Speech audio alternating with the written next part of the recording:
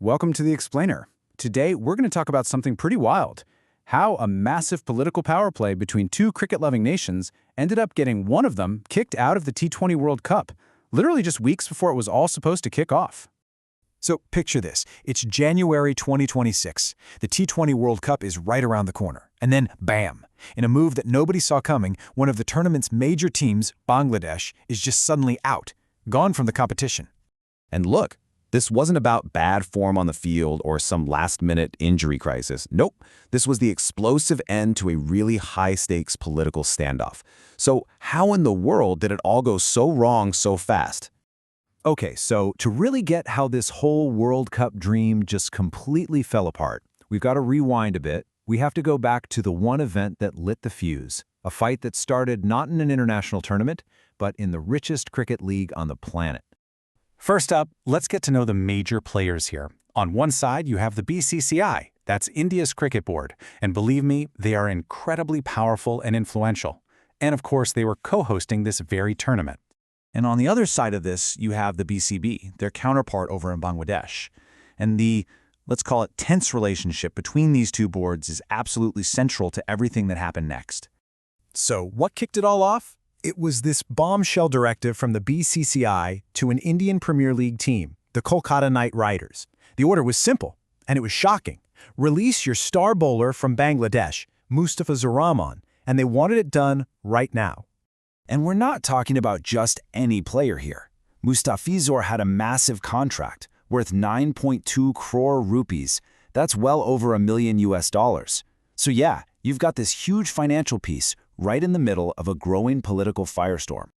So the big question is, how on earth does a single player's contract in a domestic league blow up into a full-blown international crisis that puts the World Cup itself at risk?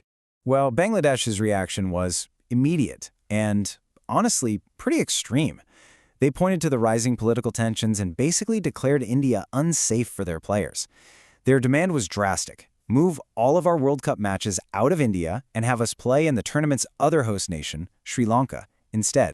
Of course, the International Cricket Council, the ICC, had to get involved. So they did what they're supposed to do. They launched an independent security review. But here's the thing. The review came back and found no credible security threat. And with that, the ICC officially said no to changing the schedule.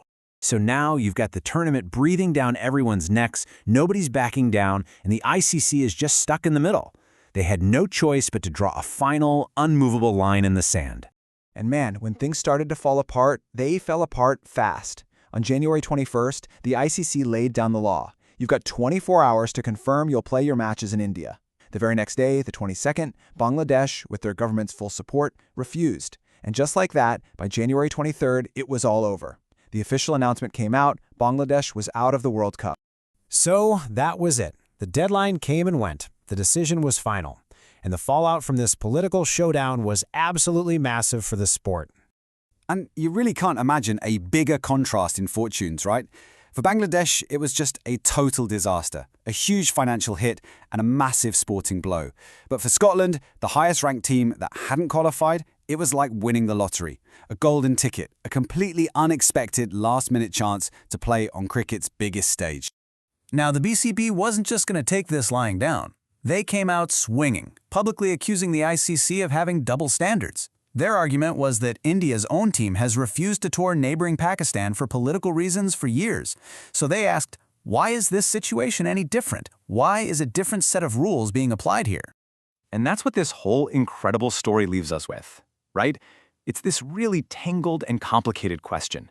In a world where global sports and national politics are constantly crashing into each other, who really gets to draw the line? Who should truly have the final say?